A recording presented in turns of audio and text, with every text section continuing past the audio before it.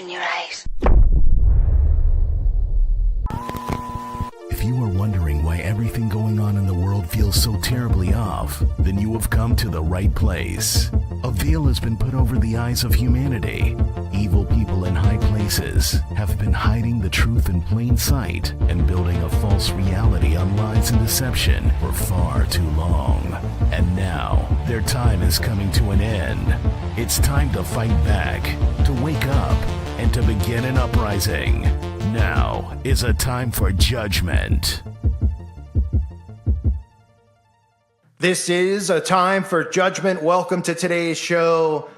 We all know that radiation is very, very dangerous, right?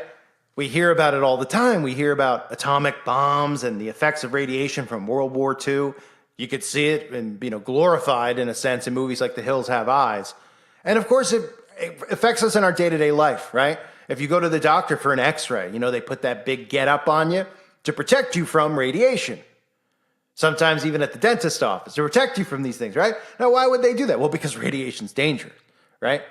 But as we've moved towards a dumber time period, which we live in, obviously, the dumbest time to ever be alive, people wouldn't even know that they had to boil water out of a pond to drink it to prevent bacteria or, people in today's society actually think they can drink ocean water without distilling or doing anything to it, that they could just grab a cup. That's not even a joke. It's true.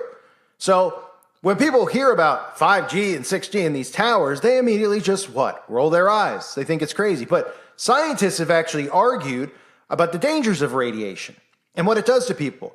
So do you think it's a coincidence that right now, all we hear about in the news, and we've never heard it the last 50, 75 years ever, since TV and the radio have been around, you haven't heard stuff about mental health problems, have you? You haven't heard stuff about depression. You haven't heard these things about lack of focus. This is all normalized, but nobody goes, well, why is that? What's going on? Why do I have headaches? Why am I so tired all the time? Why am I not motivated? Well, because you're under the effects of radiation, of course.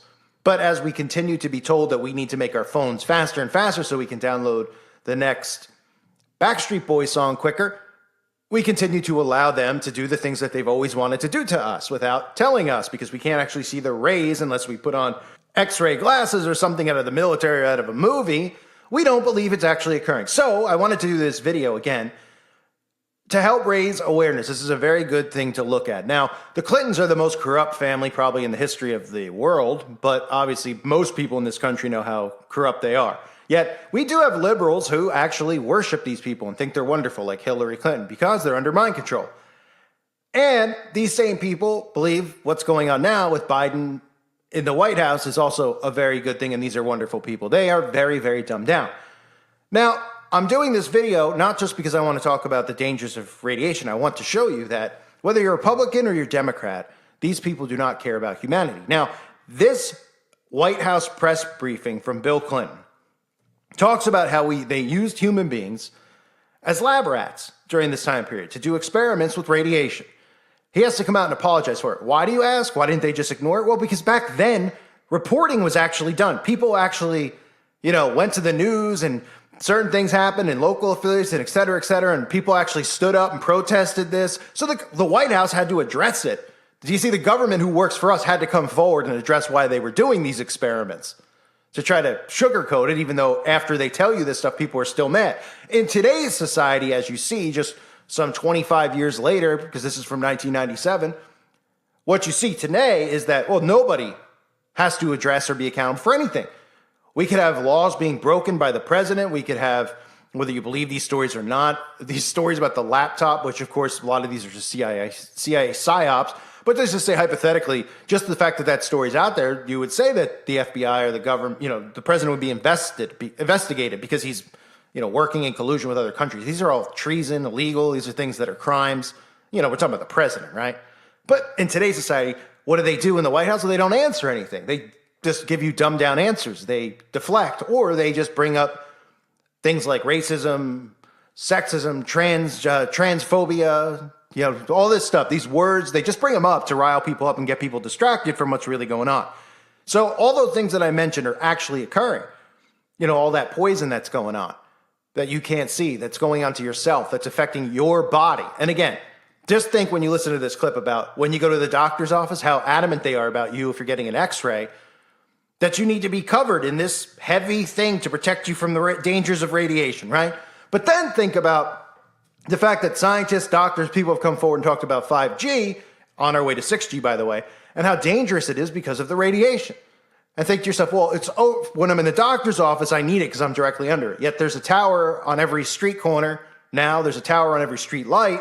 There's a tower you probably right up the road from you that you don't even see because they're hidden in trees or they're put on top of water towers and they look like birds from the distance. So think about that and how that could be good for you. But if you're somebody who's a denier of radiation experiments on the people, think about how soon the cell phone came out and we went to 2G, 3G after this was done, because this was the experiment that was being done to make sure that radiation would really do harm, this type of radiation, to people. And they had a whole notebook of things. Okay, this amount of radiation, that amount of radiation. What does it do to the person? Oh, that just makes them depressed. Oh, this gives them cancer. Oh, this gives them a brain tumor. Oh, okay, let's take notes. We'll write it down.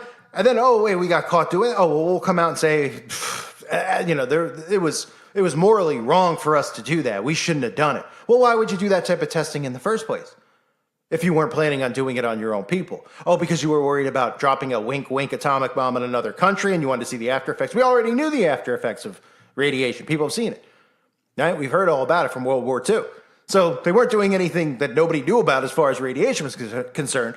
They were doing it with, of course, testing out cell phones and testing out the extremities because they knew they were going to continue to roll out 1G, 2G, 3G, 4G, now 5G, soon to be 6G. This is directly out of the mouths of the people in the White House.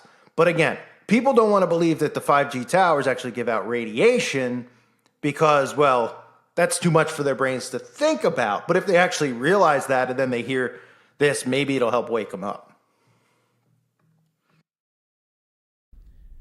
We discovered soon after I entered office that with the specter of an atomic war looming like Armageddon, far nearer than it does today, the United States government actually did carry out on our citizens experiments involving radiation.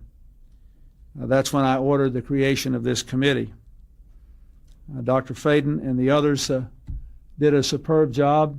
They enlisted many of our nation's most significant and important medical and scientific ethicists. They had to determine first whether experiments conducted or sponsored by our government between 1944 and 1974 met the ethical and scientific standards of that time and of our time. And then they had to see to it that our research today lives up to nothing less than our highest values and our most deeply held beliefs. From the beginning, it was obvious to me that this energetic committee was prepared to do its part. We declassified thousands of pages of documents. We gave committee members the keys to the government's doors, file cabinets, and safes. For the last year and a half, the only thing that stood between them and the truth were all the late nights and hard work they had to put in. This report I received today is a monumental document in more ways than one. But it is a very, very important piece of America's history, and it will shape America's future in ways that will make us a more honorable, more successful, and more ethical country. What this committee learned, I would like to review today with a little more detail than Dr. Faden said, because I think it must be engraved on our national memory. Thousands of government-sponsored experiments did take place at hospitals, universities, and military bases around our nation. The goal was to understand the effects of radiation exposure on the human body. While most of the tests were ethical by any standards, some were unethical, not only by today's standards, but by the standards of the time in which they were conducted. They failed both the test of our national values and the test of humanity. In one scientist injected plutonium into 18 patients without their knowledge. In another, doctors exposed indigent cancer patients to excessive doses of radiation, a treatment from which it is virtually impossible that they could ever benefit. These and other experiments were carried out on precisely those citizens, members of the military. They were also test subjects. Informed consent means your doctor tells you the risk of the treatment you are about to undergo. Informed consent was withheld. Americans were kept in the dark about the effects of what was being done to them. The deception extended beyond the test subjects themselves, for these experiments were kept secret. And they were shrouded not for a compelling reason of national security, but for the simple fear of embarrassment. So today, on behalf of another generation of American leaders and another generation of American citizens, the United States of America offers a sincere apology to those of our citizens who were subjected to these experiments, to their families, and to their communities. When the government does wrong, we have a moral responsibility to admit it. The duty we owe to one another to tell the truth and to protect our fellow citizens from excesses like these is one we can never walk away from. Our government failed in that duty, and it offers an apology to the survivors and their families, and to all the American people who must be able to rely upon the United States to keep its word, to tell the truth, and to do the right thing. We know there are moments when words alone are not enough. That's why I'm instructing my cabinet to use and build on these recommendations, to devise promptly a system of relief, including compensation that meets the standards of justice and conscience. When called for, we will work with Congress to serve the best needs of those who were harmed. Make no mistake, as the committee report says, there are circumstances where compensation is appropriate as a matter of ethics and principle. I am committed to seeing to it that the United States of America lives up to its responsibility. Our greatness is measured not only in how we so frequently do right, but also how we act when we know we've done the wrong thing, how we confront our mistakes, make our apologies, and take action. That's why this morning I signed an executive order instructing every arm and agency of our government that conducts, supports, or regulates research involving human beings to review immediately their procedures in light of the recommendations of this report and the best knowledge and standards available today, and to report back to me by Christmas. I've also created a bioethics advisory commission to supervise the process, to watch over all such research, and to see to it that never again do we stray from the basic values of protecting our people and being straight with them. The report I received today will not be left on a shelf to gather dust. Every one of its pages offers a lesson, and every lesson will be learned from these good people who put 1.5 years of their lives into the effort to set America straight. Medical and scientific progress depends upon learning about people's responses to new medicines, to new cutting-edge treatments. Without this kind of research, our children would still be dying from polio and other killers. Without responsible radiation research, we wouldn't be making the progress we are in the war on cancer. We have to continue to research, but there is a right way and a wrong way to do it. There are local citizens review boards. There are regulations that establish proper informed consent and ensure that experiments are conducted ethically.